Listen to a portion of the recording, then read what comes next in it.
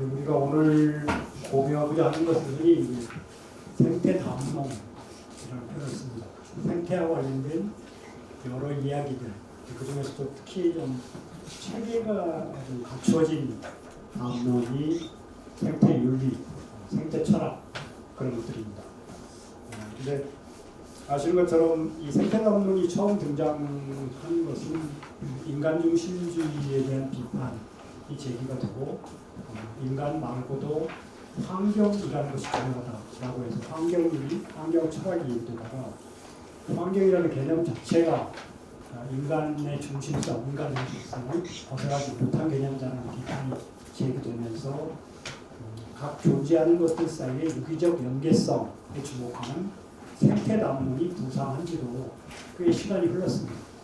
지금 1980, 90년대부터 본격적으로 논의되기 시작했고 20세기에서 21세기를 넘어오면서 상당 부분 강한 문제제기가 되고 그러다 보니까 어떤 면에서는 생태 관련 이야기들이 차고 넘친다라는 느낌을 줄 정도로 그런 일이 벌어졌고 그러다 보니까 그런 담론들이 감동으로 다가오지 않는 그런 이상한 현상으로 마주하게 됩니다. 그러니까 너무 많은 얘기를 하다 보니까 그리고 그런 것들을 통해서 뭔가 개선되는 것 같지 않고 끊임없는 기후위기, 또 미세먼지 이런 것도 우리가 몸으로 느끼게 되면서 이런 담론들이 도대체 무슨 의미가 있냐 그런 일종의 무력감, 실체적 무력감 같은 것들을 느끼고 있는 시기이기도 합니다.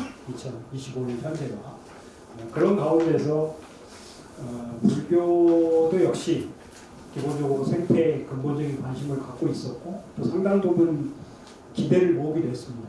서구적 생태 담론이 한계에 부딪히면서 그 대안을 모색하는 과정에서 그들이 먼저 주목했던 것은 자신들의 전통, 이른바 고대 그리스의 전통, 또 로마 공화정의 전통 이런 것들을 통해서 그 한계를 넘어서려고 하다가 그것도 역시 또 다른 한계가 있다는 얘기들이 들면서 동양 전통에 주목하기 시작했고 그 중에서 제일 주목받은 생태 담론이 불교였습니다.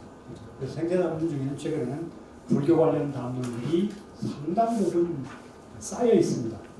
우리도 이제 그런 영향을 받아서 21세기가 넘어오면서 초반부에 좀 불교 생태 담론들이 불교 학계나 아니면 불교계 또 불교 시민사회 단체 이런 데서 관심을 갖고 있다가 역시 전반적인 무력감으로부터 자유롭지 못해서 지금은 좀 가라앉아 있는 그런 상황입니다.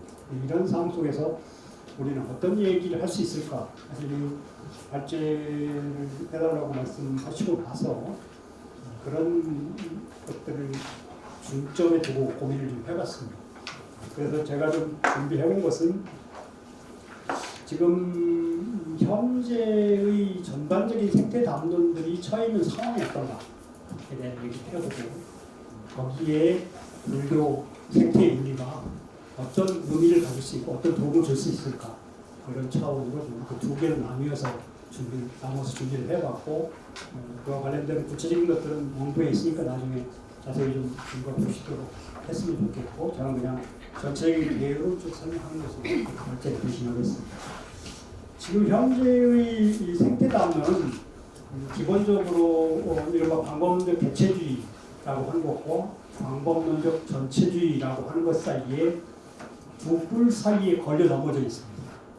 그러니까 예를 들자면 제가 들고 다니는 이 텀블러가 한때는 상당히 핫한 것이었죠. 그런데 지금은 이게 일종의 미선적인 행위로 보이기도 하고 이런 걸 해가지고 또 집에 보면 텀블러가 막 쌓여 있습니다. 그러니까 이런 방법론적 개체주의, 개인이 생태 위기를 해결할 수 있다. 이런 것들이 가능하지 않습니다. 또 오히려 더 문제는 생태 위기를 둘러싸고 있는 구조적인 요인들을 무시하게 만든다. 이런 비판이 여전히 지금 상당 부분 팽배해 있고 기억하시겠지만 그 조국 전 장관이 처음에 등장했을 때 이 텀블러를 들고 나왔을 때 상당히 멋진 모습이었습니다. 근데 요즘에는 이걸 들고 다니는 게 좀 부담스럽습니다. 그럴 정도가 됩니다. 그 다음에 이제 그러다 보니까 그러면 이제 이 문제는 개인이 해결할 문제가 아니고 구조적이고 제도적인 대안을 통해서 해결할 수 있다. 이런 방법 전체론이 구상이 됐습니다. 그게 상당히 의미 있는 일입니다. 특히 생태 문제를 해결하기 위해서 이른바 환경 윤리적 접근과 환경 공학적 접근 두 개가 함께 가야 되는데 저 같은 윤리학자들은 환경 윤리적 접근에 지나치게 치중하고 또 공학 쪽에 치중하는 사람들은 그거 소용없다.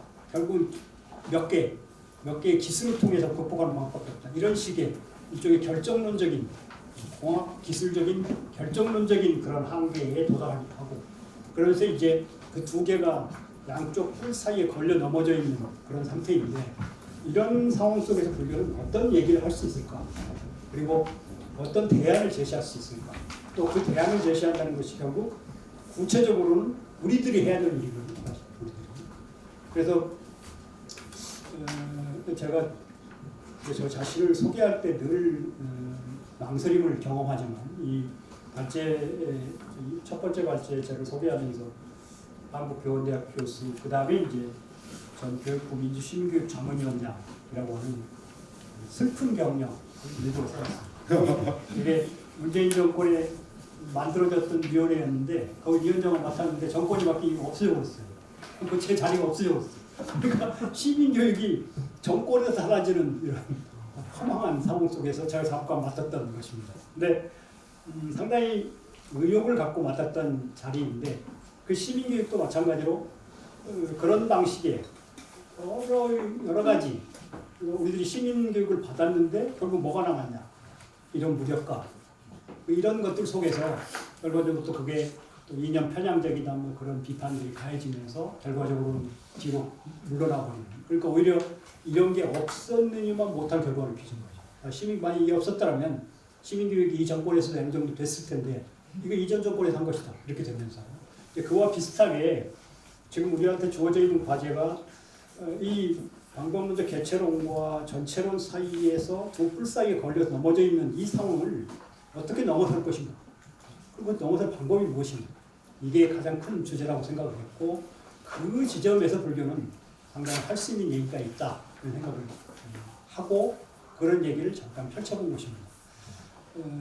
제가 불교 공부를 좀 늦게 시작했는데 1996년 3월 1일자로 가산부라 불교문화연구원에 3억 원이 생기면서 제가 일기생으로 입학하면서 시작했으니까 이게 한 30년째 돼갑니다. 근데 불교 공부를 하면 할수록 잘 모르겠습니다.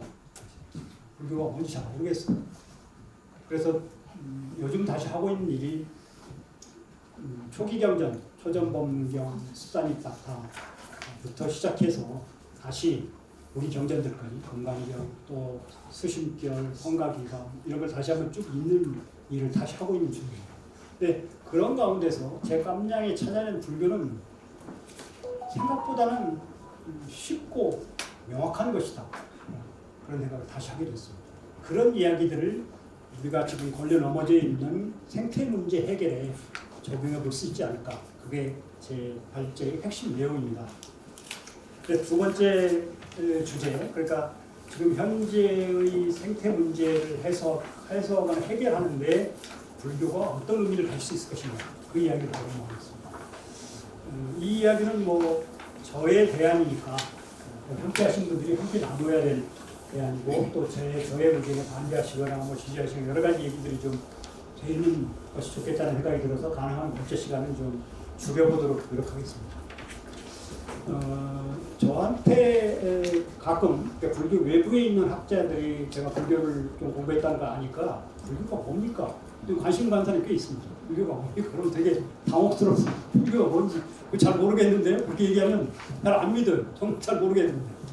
근데 저에게 다가온 것은 저는 윤리학자였기 때문에 기본적으로 윤리는 우리나라에서는 국민윤리라든지 여러 가지 윤리에 대한 부정적인 이미지가 많이 있어서 상당히 오염도 있지만 윤리는 한마디로 얘기하면 어떻게 살 것인가라는 고민을 붙잡는 것입니다.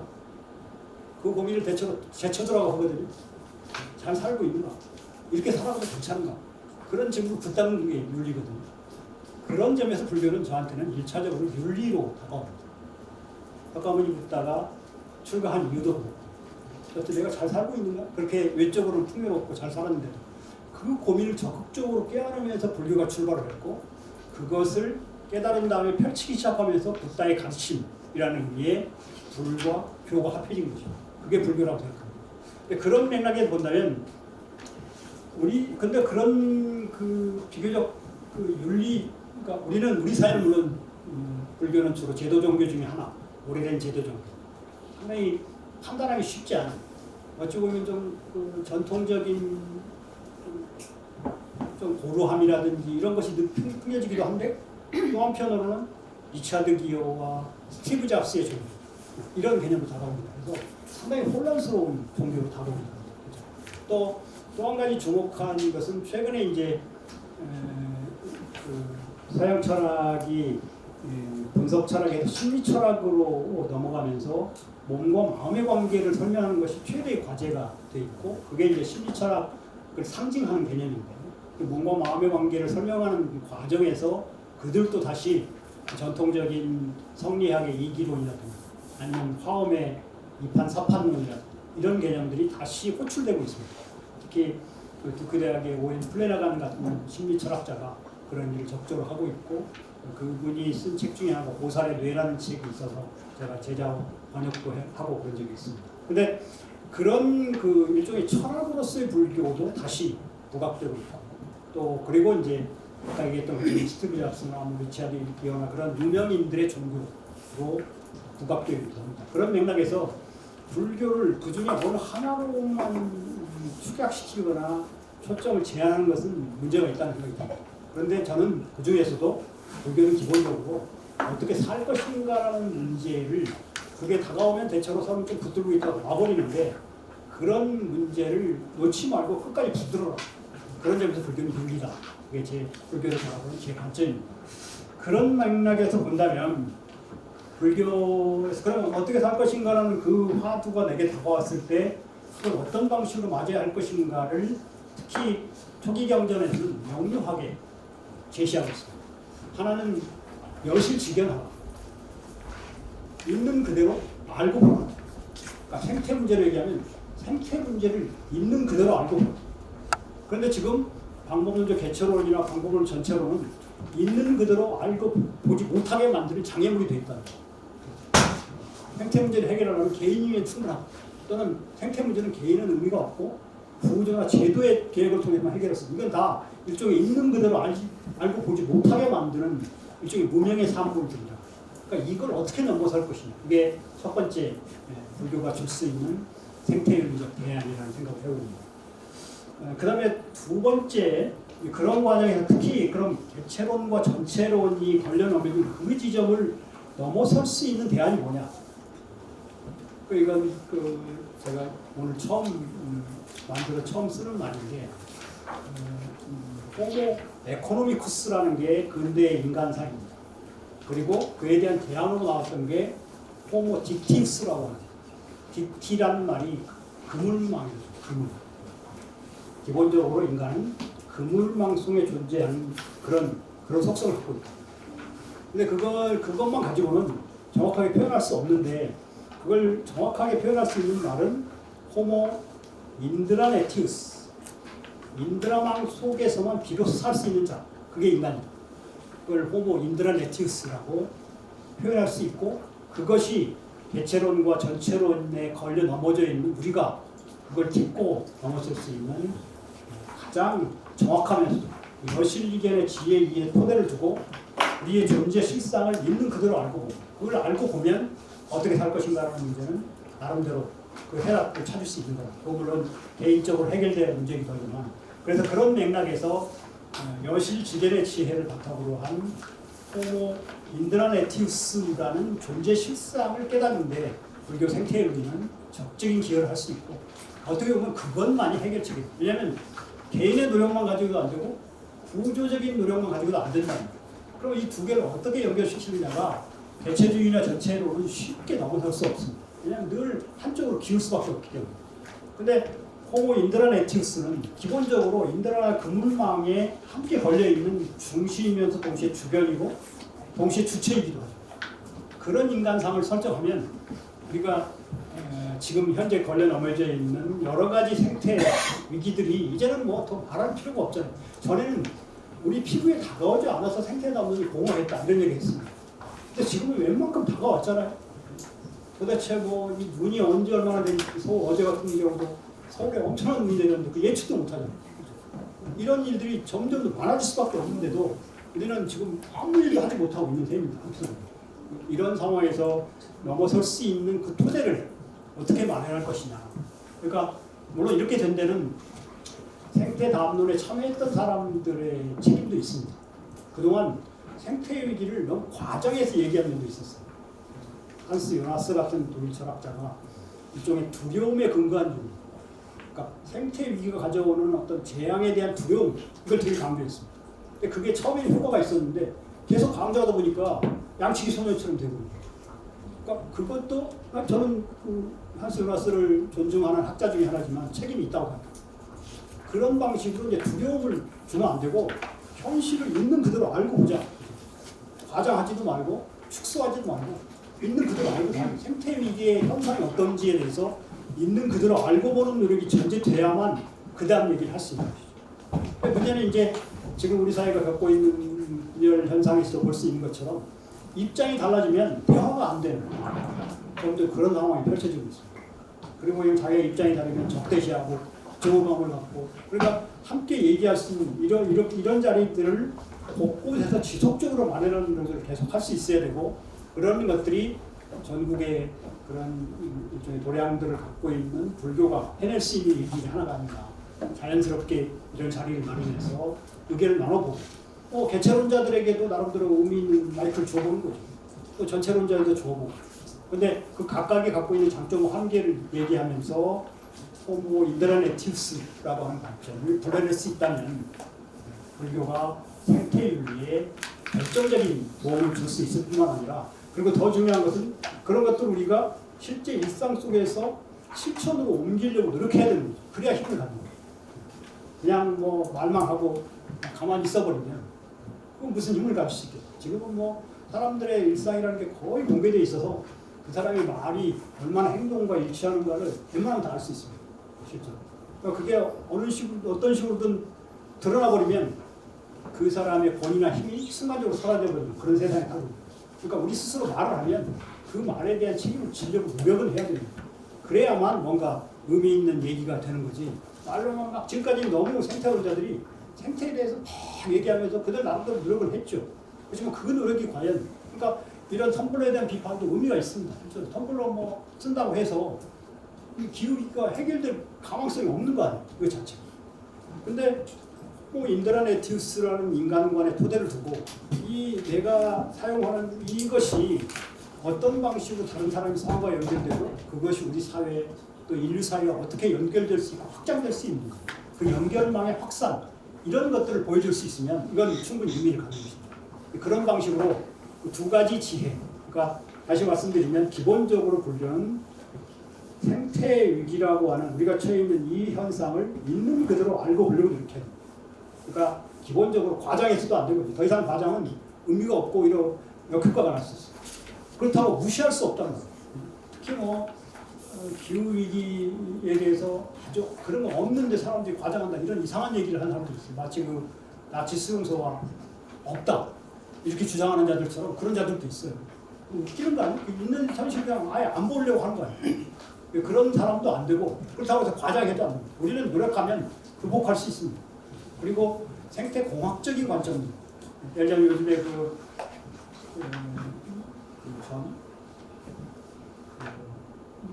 무슨 물질 하나를 이렇게 새로운 물질이 한 10여 년 전에 개발이 됐는데 그게 조그만 1g짜리가 축구장 하나 이상의 이산화탄소를 포집할 수 있는 그런 기술이 이미 개발이 되어 있기도 하고, 그런 것들을 통해서 기후위기를 극복하려고 노력해야 되는 거죠. 그것도 상당히 의미를 부여해야 됩니다.